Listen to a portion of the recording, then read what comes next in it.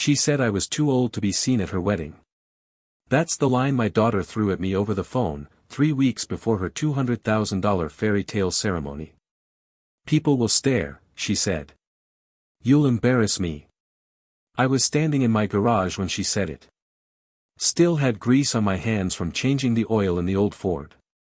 Still had the mortgage bill stuck to the fridge behind me, right where it's been for 26 years. I paid for her braces.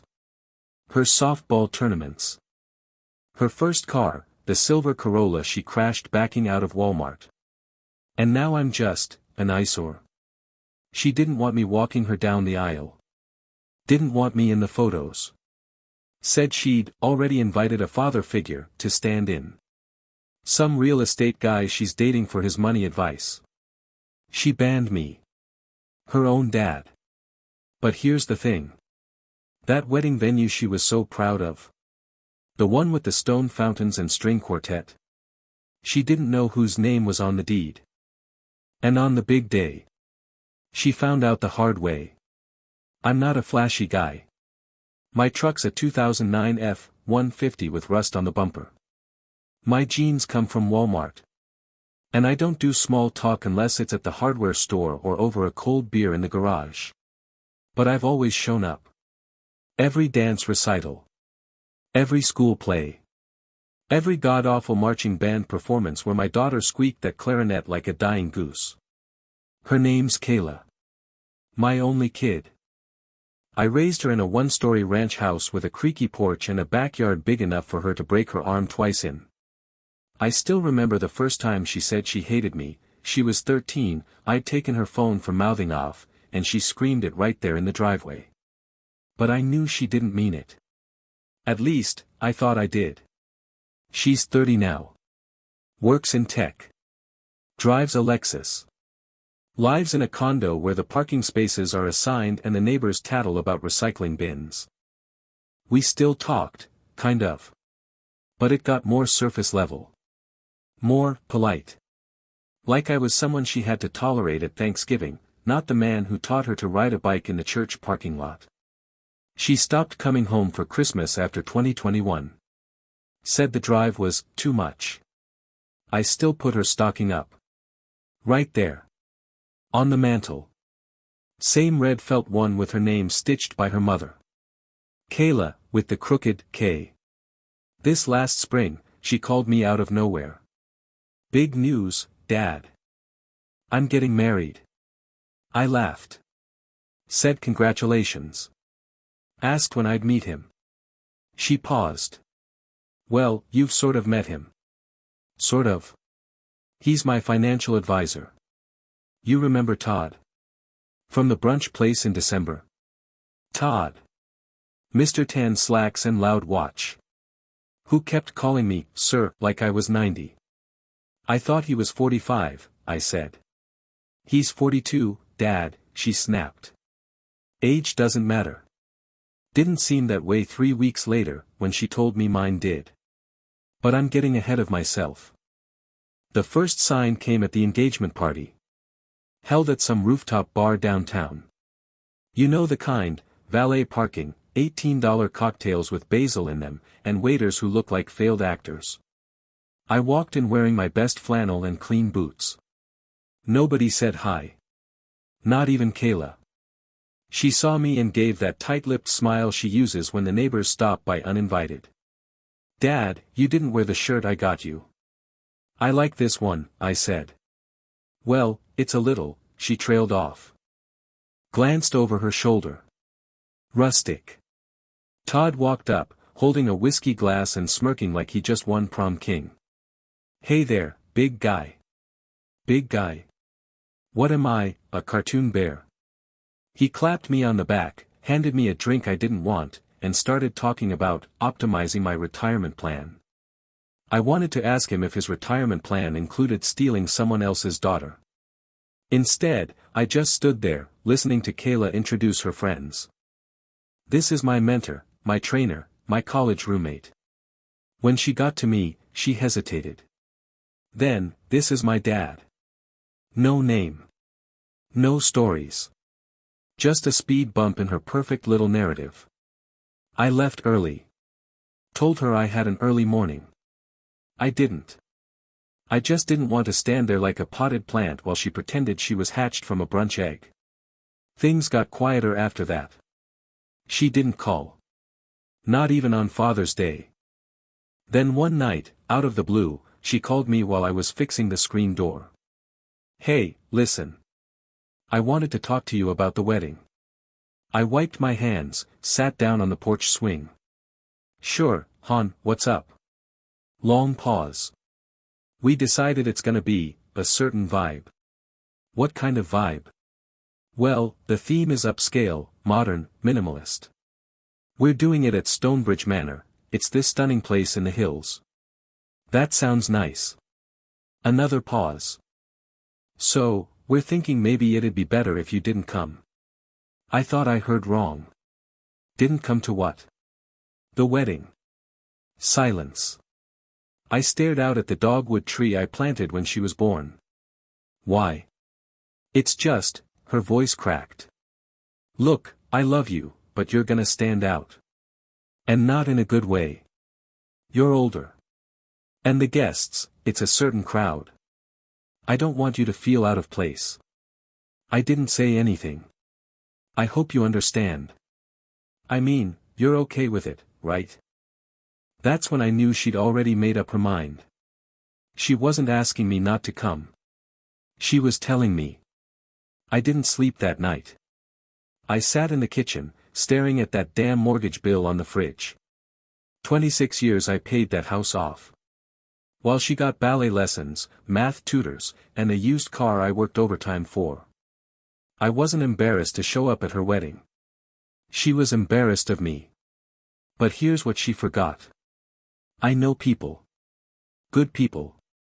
And Stonebridge Manor? Yeah. The owner's son played Little League with Kayla. I helped him learn to pitch without snapping his elbow. Funny how life works. Let's just say. I made a few calls. She picked that venue thinking it'd be her dream wedding. She had no idea it was about to be my battlefield. She didn't even invite her mother. Let's start there. Kayla called it streamlining the guest list. Said the venue had a cap, 300 people, and they couldn't include everyone. Everyone. But somehow there was room for Todd's kickboxing coach, 3 coworkers from some crypto startup, and a guy named Blake who sells luxury hammocks online. But not her mother. Not the woman who went through 27 hours of labor and then raised Kayla while working doubles at the diner. She's just, from a different chapter of my life, Kayla said, like her mom was an old sweatshirt she'd outgrown. I remember looking at the phone in my hand, like maybe it would give me a better answer than the one I just heard. Kayla, I said, she's your mother. She gave up half her life for you. And you think I didn't notice all the crap she gave me? Because you didn't get a pony on your 9th birthday? I'm serious. She's always been so judgmental. And I don't need that kind of energy at my wedding. But a $12,000 chocolate fountain? That kind of energy was welcome. I didn't tell her I'd already bought the venue. Not yet. I let her talk. Let her steamroll over everything I stood for. Every time I tried to say something, she'd talk louder. It was like I didn't matter. Just the relic of some middle-class life she was trying to scrub off her shoes. The wedding prep went full steam. She stopped calling me completely. I got updates from Facebook. Her bridal shower was at some spa that charges more per facial than my truck's worth. Todd posted a photo of her on the beach with the caption, "Future Mrs. Harrington." Harrington. Not even her name yet, and she's already signing her soul away. My ex-wife called me around then. You talked to her? She asked. Nope. She blocked me on Instagram. Me too. There was a long pause. Then she said, "This isn't how we raised her." No, I said. But it's what we got. Then came the rehearsal dinner. Held at a steakhouse downtown where the cheapest thing on the menu was a $40 salad. I wasn't invited. Obviously. But I showed up. Wore a pressed shirt. Brought a bottle of bourbon, a good one, and asked the hostess if I could say a quick hello. I figured maybe I'd get a handshake. A crumb of dignity. Instead, Kayla looked at me like I'd dragged a dead possum into the dining room. "Dad. What are you doing here?" "Just wanted to stop by. Say congrats. You can't be here." She was whispering, but her eyes were full of fire. "You're not on the list. It's a dinner, not the White House." Todd came over. "Hey, man. Why don't we let them enjoy their night?" "I'm her father," I said. Kayla crossed her arms. "You were." That one landed like a gut punch. I stared at her. Saw pieces of the little girl I used to read to at bedtime, now buried under layers of cold, polished stone. I didn't say another word. Just handed her the bourbon and walked out. She never opened it. Back at home, I sat in the garage. Just me and the dog. Country music on low. The same mortgage bill still stuck to the fridge. The same house that held every memory she'd forgotten. I took a slow breath. Then I made one final call to the venue. "Let's go ahead and lock in that date," I told them. The receptionist paused. "For the wedding?" "No," I said. "For a private celebration." "What's the occasion?" "Our anniversary." See, what Kayla didn't know, what she never asked, is that Stonebridge Manor was for sale a year ago. The owners were tired. Wanted out. And I've been sitting on some smart investments since the early 2000s. Nothing flashy. Just some land I bought back when everyone laughed at me for buying outside city limits. I made a deal. Put the title in a trust. Made sure my name wasn't visible. Not to her. Not to Todd. They signed their contract with the venue thinking it was business as usual. They didn't read the fine print. And when I called the property manager to cancel the wedding, well, let's just say it was the smoothest call I ever made. The big day came fast. I got up early. Put on the same flannel shirt I wore to her high school graduation. The one she called too wrinkly in all the photos. Picked up her mother. She wore a navy dress. No makeup. Looked 10 years younger than the last time I saw her. We drove to the manor in silence. Outside the gates. Chaos. Guests lined up in tuxedos and heels. Limos idling. A string quartet standing around like confused birds. The gates were locked. Kayla was pacing in her dress, phone pressed to her ear. Inside. Just me, her mom, and a bottle of that same bourbon she never opened. I poured us each a glass. To the daughter we raised. To the love she forgot. And to the house that built her. Then I raised my glass and said. She wanted a day without us. I smiled. Well, she got it. She didn't call that day. Not when the venue staff told her the event was cancelled. Not when her guests were stuck outside in rented tuxedos and sweating under rented canopies. Not even when she realized her wedding, the one she planned like it was the Met Gala, wasn't going to happen. She didn't call me. She called my ex-wife. Cried into the phone like someone had stolen her future. What kind of sick person would do this, she sobbed. How could someone be so vindictive? Her mother didn't answer. Just looked at me across the room and handed me the phone. I didn't take it. Not because I didn't want to. But because I was done begging for a place in her life. You want to know what betrayal really feels like? It's not the yelling. Not the fights. It's being forgotten on purpose. It's being replaced by someone in a designer suit with a firm handshake and a LinkedIn account. It's realizing that the kid you carried on your shoulders now treats you like an embarrassing scar. 2 days before the wedding, I saw the final nail. An email. Not from her, from Todd. The subject line said, "Family roles." Like this was a corporate merger. He wrote.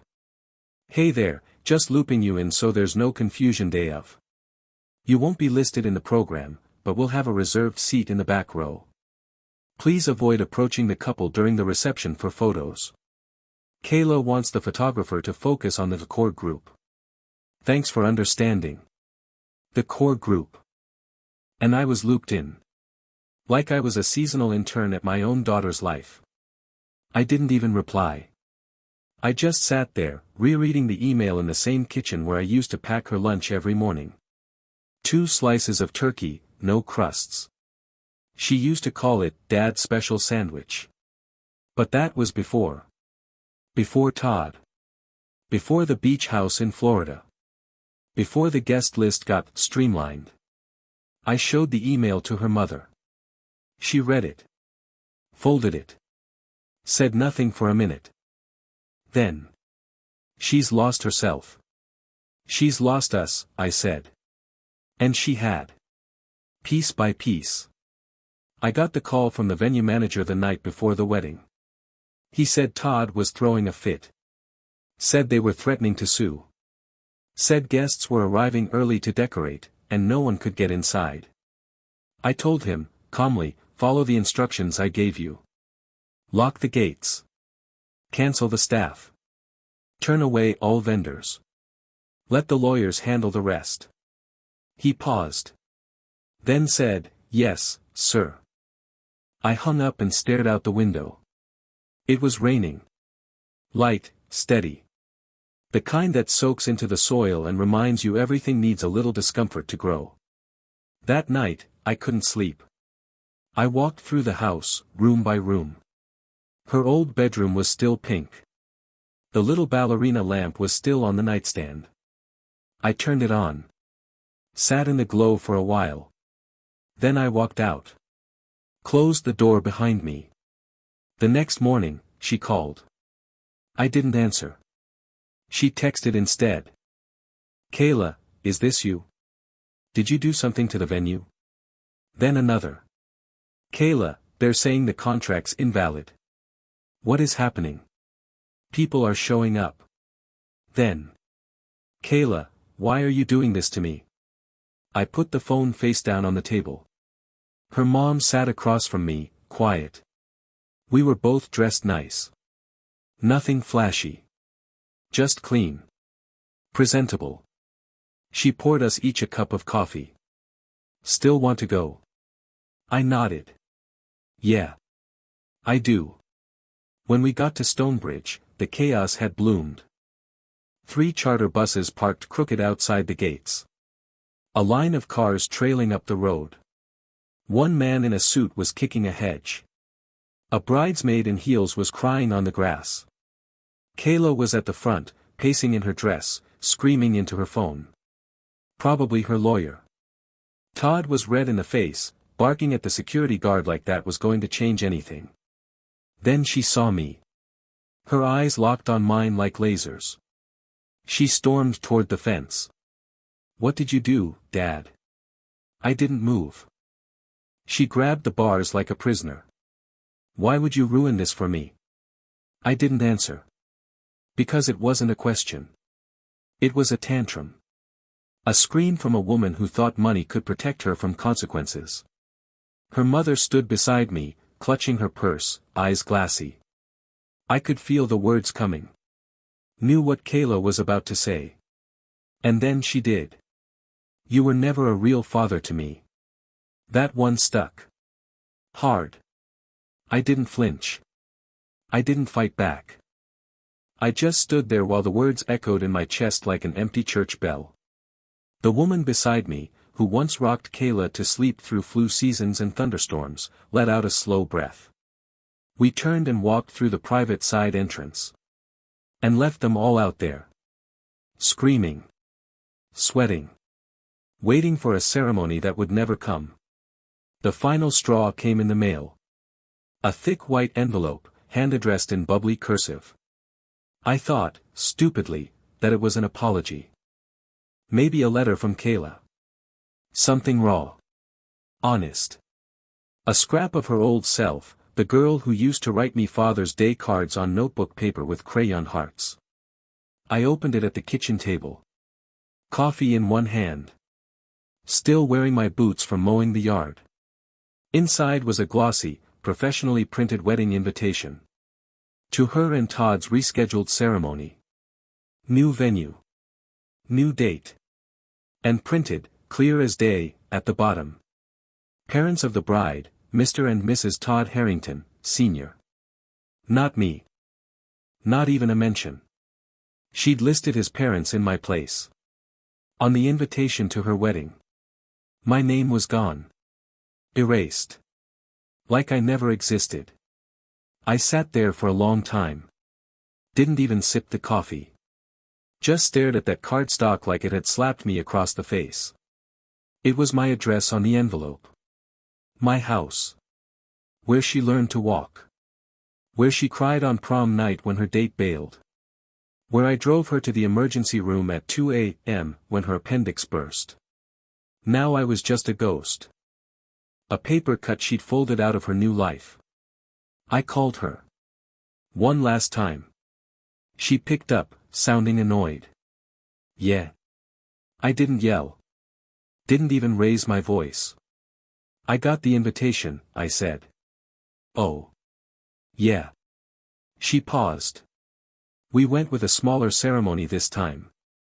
I noticed, I said. I also noticed you put Todd's dad on there. It's just tradition. You erased me. She exhaled. Look, I didn't mean anything personal by it. That's a funny thing to say to the man who paid for your braces. There was a silence. Then, sharp. You're making this about you again. That was it. That was the moment. The switch flipped. Because for 30 years, I'd never made anything about me. I was there when it rained. When the power went out. When she needed money for rent. When her first fiancé cheated and she showed up sobbing on my doorstep. I was the backup singer in her life story. The ride. The roof. The reason. But I was never enough. And now, not even visible. That night, I pulled out an old shoebox from the closet. Inside were photos. Dozens. Maybe hundreds. Kayla as a toddler on my shoulders. Covered in spaghetti at age 4.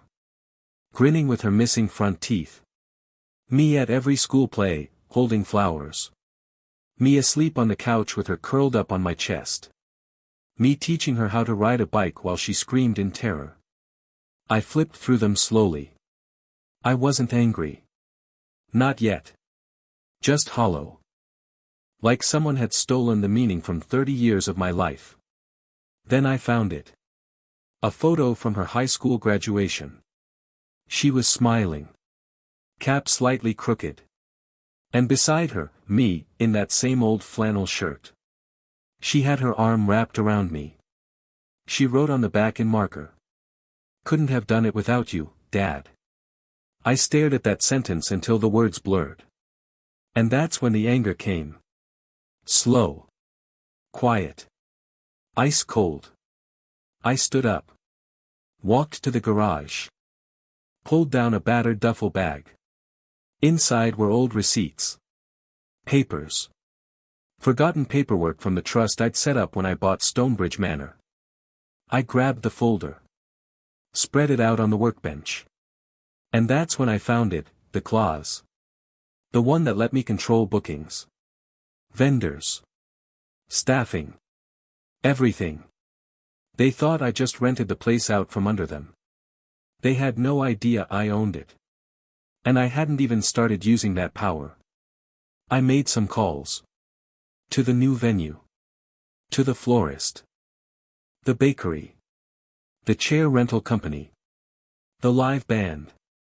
Turns out, when you have a clean financial history and the right paperwork, people are very willing to change their schedules, or cancel entirely. Especially when you offer to match the full price in cash. And then double it. I didn't need revenge that was loud. I wanted clean. I wanted her to look around on her big day and see it all fall apart. I wanted the people she was trying to impress to see who she really was. And I wanted it to sting. 3 days before the wedding, her fiancé's mom posted a photo on Facebook. A row of flower arrangements, preview for the big day. I called the florist that afternoon. 2 days before, the band posted a soundcheck video. I called the booking agent that night. One by one, I cut every string she had tied together. And not one person said no. Not one person even hesitated. Turns out, her high society dream wedding was just one spreadsheet away from becoming a garage sale. The morning of the wedding, I woke up early. Made myself eggs. Toast. Sat in silence. No celebration. No drink in hand yet. Because I knew what was coming. And I knew it would hurt. For her. But that's the thing about pain. It teaches you what love doesn't. At 11:47 a.m., I got a text from her. Just 2 words. How could you? I didn't reply. Instead, I walked into the backyard. Lit the fire pit. And tossed that glossy invitation in, piece by piece. Watched the gold letters curl and blacken. Watched the smoke rise. Then I sat back. And waited. I didn't want to hurt her. At least not at first. I wanted her to see. See what she'd become. See what she'd done. And see who she'd decided was disposable. But the more I thought about it, the more I realized something. She didn't need a talk. She didn't need a lesson. She needed consequences. Real ones.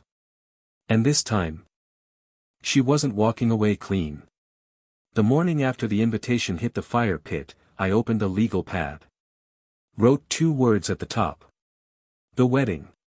And then below that. No vendors. No access. No exit. I started drawing lines. Making boxes. Writing names. It felt like planning a battlefield. And maybe it was. I started with the venue. Stonebridge Manor. My property, legally held under the trust I'd formed back when I thought I'd retire early. The old owners never told a soul when they sold it, we kept it quiet. They didn't want to upset the town. They still lived nearby and played pickleball with most of the folks who'd been married there. I kept the staff. Paid them better. Told them to keep everything running, unless I said otherwise. They liked me. Probably more than they liked Kayla, with her clipboard of luxury expectations, and her fiancé who thought tipping was optional. Step 1, lock the calendar. Her date was still in the system. She had the paperwork. She had the invoices. What she didn't have? Access to the override clause buried in a fine print, the one that gave the owner ultimate say. I flagged the reservation as internal use only. Then called the manager. Cancel everything. Don't refund a dime unless they demand it. And if they ask why, tell them it's an ownership dispute. She laughed. You're savage. No, I said. I'm a dad. Step 2, cut the vendors. I made a list from her Pinterest board. She had it all public. She wanted everyone to see what a perfect little wedding she was building. The florist? I called personally. Is this Ivy and Vine? Yes, how can I help? I'd like to pay off an outstanding wedding order in full. Then I'd like to cancel it. Confused silence. Are you a family member? Let's just say I'm the one who raised the bride. They didn't ask questions. They just looked at the numbers I offered. The band was easier. I contacted the bassist. Told him the groom once said live music was outdated. Sent screenshots. Because Todd had said that, in a podcast interview no less. The bassist was furious. Guy books us, then talks crap online. I didn't say it, I told him. But I figured you should know before you play for free. Booking cancelled. Step 3 was security. Stonebridge sits behind 2 big iron gates. Looks like something out of a soap opera. There's one main entrance for guests, and a side access for staff and family. I changed the codes on both. Put 2 off-duty cops at the gate. Paid out of pocket. Let in nobody unless I approve, I told them. Not even if they come crying. That night, I called her mother. You sure about this? She asked. No, I said. But I'm doing it anyway. There was a pause. Then, need help? I laughed. Thought you hated drama. I do, she said. But I hate what she's done to you more. I made one last stop before the big day. Walmart. Picked up 2 lawn chairs. A cooler. And a cheap Bluetooth speaker. You know. Essentials. Then I drove up to the manor and parked behind the hedge. Out of sight. It felt surreal. Like I was casing my own daughter's dream. But she wanted a wedding without her parents. She was about to get it. The day before the ceremony, Kayla posted a countdown. 24 hours, it said. Can't wait to marry my best friend. Photo of her holding a champagne flute. Todd behind her, shirtless by the pool. The caption, we don't need anyone's approval. Just love. At that point, I didn't feel hurt anymore. I felt focused. There's something about being tossed aside that sharpens a man. I wasn't the clown she could hide in the back row. I wasn't the sad old man in her rear view. I was the storm she forgot to check the radar for. That night, I walked the perimeter of the manor. Checked the locks. Confirmed the gates. Told the caterers not to show. Double-checked the security cameras, the ones I had installed when I bought the place.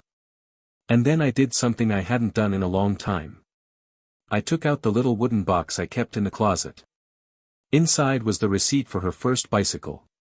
$87. $49, from a Sears that doesn't exist anymore. She rode that thing until the tires balled. Said it made her feel free. I held it in my hands. And realized she'd been running from us ever since. The morning of the wedding, I set everything in motion. I had a front row seat to the chaos.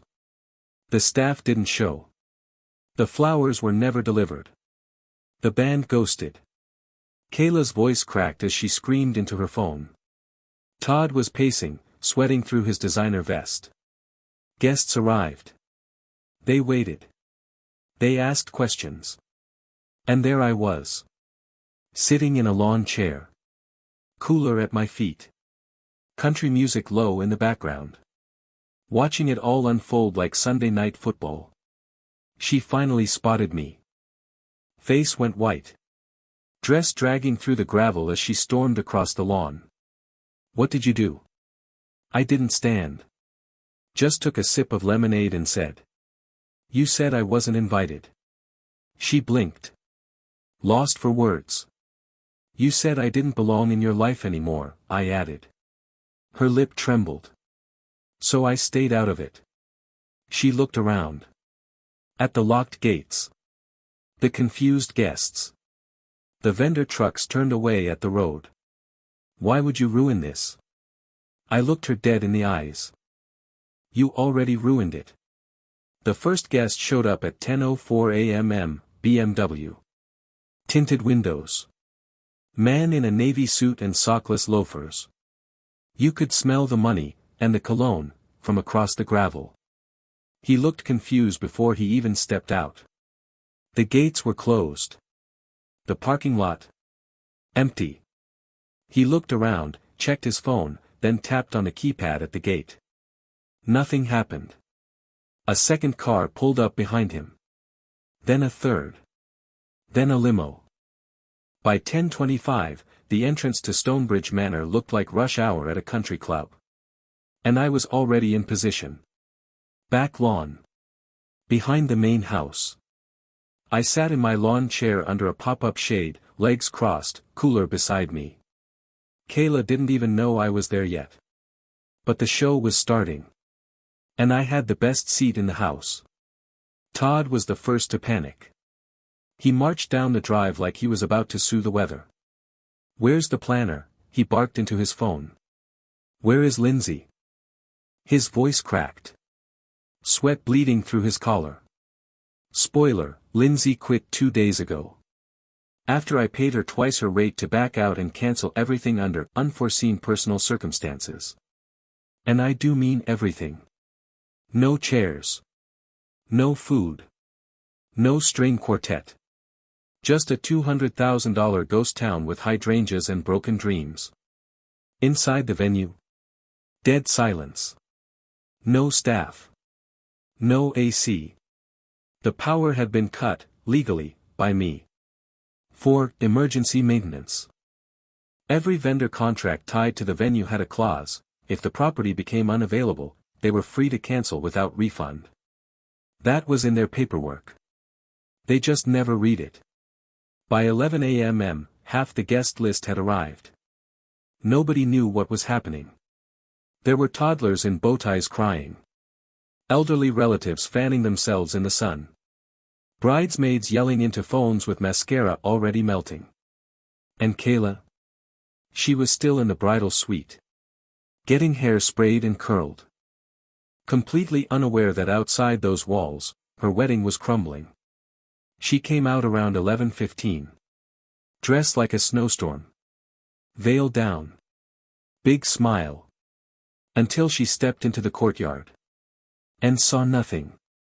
No chairs. No aisle. No music.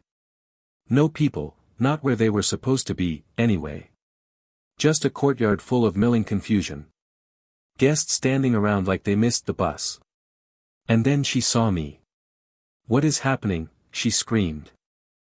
She stormed toward the gate like she could command order with volume alone. "Where's the band? Where's the food?"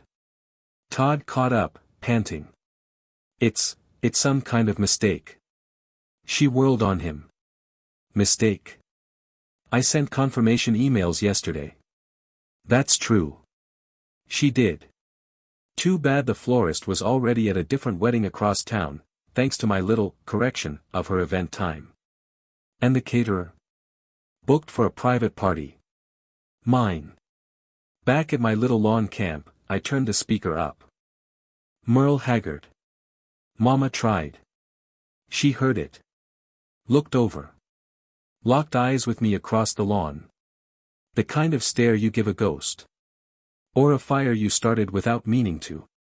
She stomped over. Dress kicking up gravel. "You," she hissed. "What did you do?"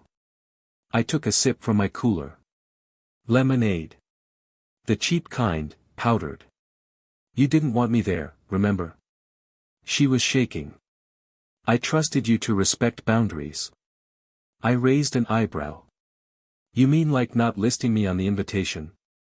Or telling people Todd's dad was yours?" "That wasn't personal." "Sure felt like it." Todd appeared beside her. Sweating through his designer vest like a deflated realtor. "This is illegal," he snapped.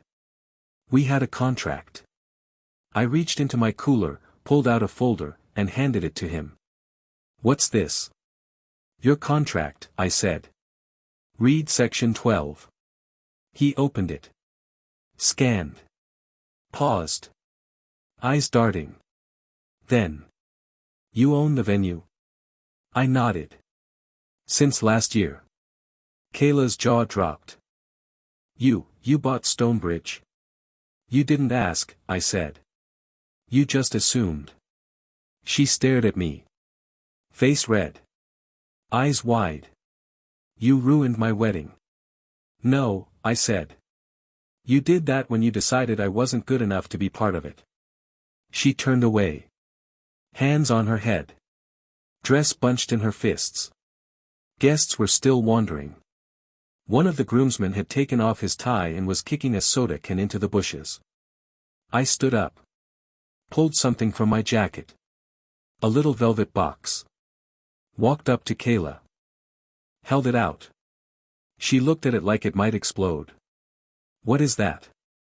"Something I was gonna give you on your big day. Before you decided I didn't exist." She took it. Opened it. Inside was a charm bracelet. The same one she wore as a kid. With a new charm I'd had made, a tiny silver wrench. She stared at it. Didn't say anything. Didn't cry. Didn't thank me. Just closed the box and walked away. I didn't follow. I didn't need to. She'd already made her choice. And now, she had to live in it. By noon, most guests had left. Some were angry. Some confused. Some quietly delighted to witness the implosion. Todd was on the phone with what sounded like a lawyer. Kayla sat alone under a tree, veil on the ground, face in her hands. Her picture-perfect day was done. And me? I sat back down in my lawn chair. Turned up the volume. And raised a toast to the quiet satisfaction of a man who finally stopped apologizing. They thought it was over. They thought the worst had already hit, the cancelled vendors, the locked gates, the vanished photographer. But that was just the warning shot. The real fire hadn't even started yet. By 12:30 p.m. the guests were gone. Every single one. Some angry. Some just embarrassed. One older lady, I think she was from Todd's side, muttered, "Serves em right," as she passed me on her way to the car. Todd was on his third phone call in 10 minutes. Barking legal nonsense like he was on the trading floor. Kayla sat by the fountain. Still in the dress. Makeup smeared. Shoulders slumped. She looked like a child playing pretend, and losing badly. I gave it an hour. Then I stood up. Time for phase 2. I walked across the lawn. Past the torn-up photo backdrop. Past the table of untouched champagne flutes. Past Kayla. She didn't even look up. Just said, flatly, "You win." I paused. "Is that what you think this is?" She didn't answer. Todd looked over. Still holding his phone. "You should leave. Before this gets worse." I smiled. "You're not gonna want to miss what's next." I walked inside the manor. Straight through the side entrance, where staff usually come and go. The hallway was dark. Silent. And waiting. I stepped into the ballroom. Lights off. Curtains drawn. Except for one thing, the projector I'd asked the staff to set up the night before. It hummed to life as I clicked the remote in my hand. Big screen. Center of the wall. Footage flickered on. And outside, on the balcony, I turned the speaker system on, the one wired through the entire courtyard. Kayla's voice echoed through the air. It was a video. Not mine. Hers. Posted last year, from a bachelorette trip. She was drunk. Rambling into her phone, recording a live video. Saying things like, "Honestly? Weddings are a joke. Just a way to flex on broke family members you don't want around. My real family is my friends. Blood doesn't mean loyalty. Todd's parents are classy. They'll make me look good." The video had maybe 300 views when I found it. Buried under her old profile. Not deleted. Just forgotten. Now. It was playing on loop. I stepped out onto the main patio. Leaned against the railing. Guests or no guests, I wanted them both to hear it. They did. Loud and clear. Kayla jumped up. "Turn it off." She ran toward the house. Dress dragging like a storm cloud. Todd followed, arms out like he could explain it away. I stood there, arms crossed. Then clicked to the next clip. This one. Todd. A podcast interview. Just 6 months ago. He'd said, laughing. "Marriage is a tax move. Honestly, I'd rather just date forever, but the girl wants a party, so we do the dance." The audio bounced off the brick walls like a slap. Kayla stopped in her tracks. "Wait, what was that?" I called down from the patio. "Just pulling together your greatest hits." She looked up at me like she'd seen a ghost. "You recorded us?" "Nope. Just used what you left behind. She shook her head, furious. Why would you do this? Todd turned to her. You posted that? I was drunk. He pointed at the speaker. You said my parents made you look good.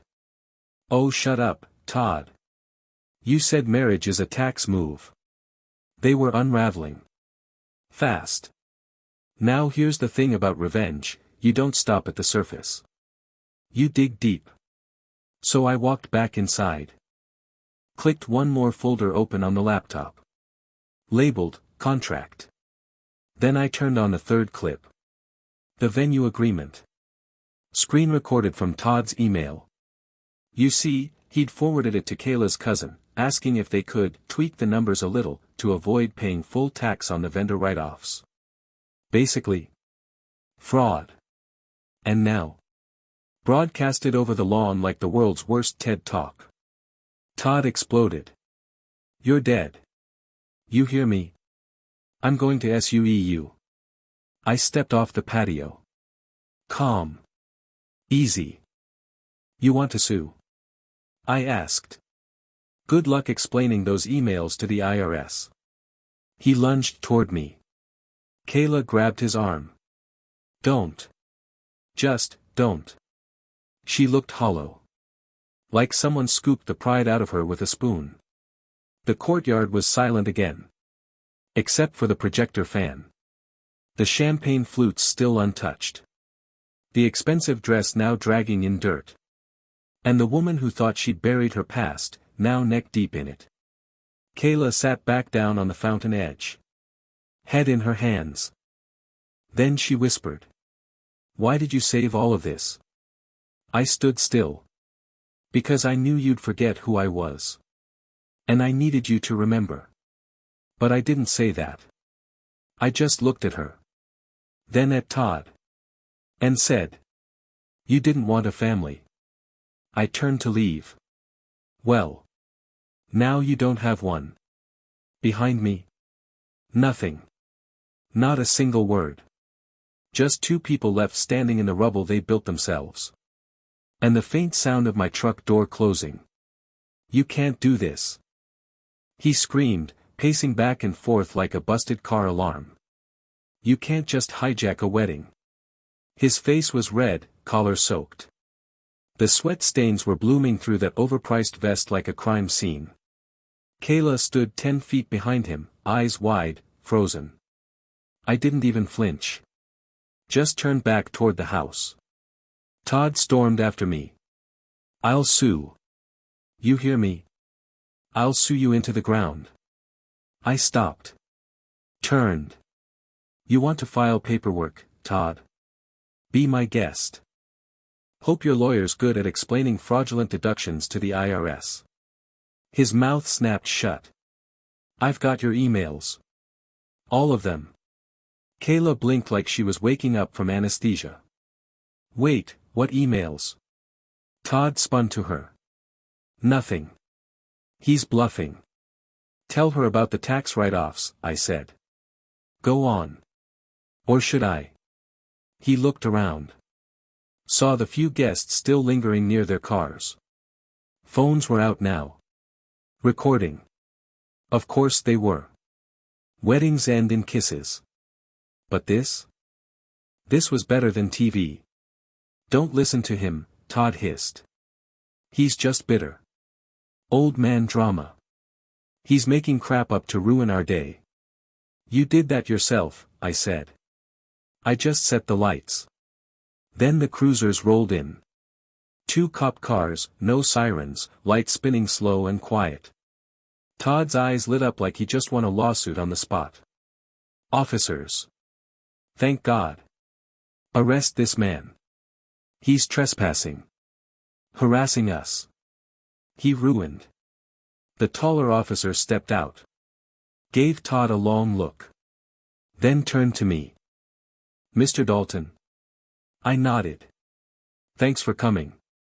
He tipped his cap. You want us to keep the perimeter clear? Please. Todd looked like he'd swallowed a beach ball. You hired the cops. Off duty, I said. Private security. They're just making sure no one damages my property. I have a contract. We had a contract. Read Section 12, I said. Ownership clause. Event control defaults to the landlord in case of conflict. You son of a. Language, the officer warned, stepping slightly closer to him. You're on private grounds, sir.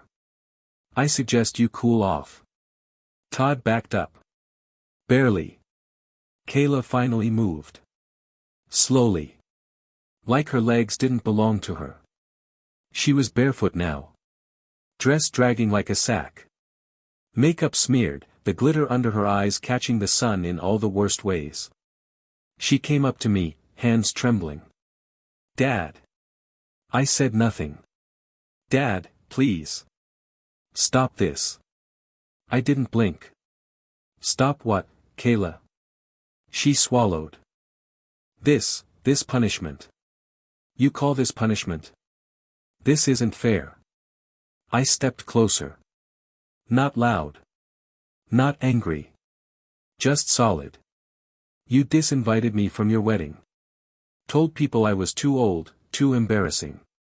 You handed my role to a man who's known you 2 years. She opened her mouth. You erased me from your life, I said. From your own wedding.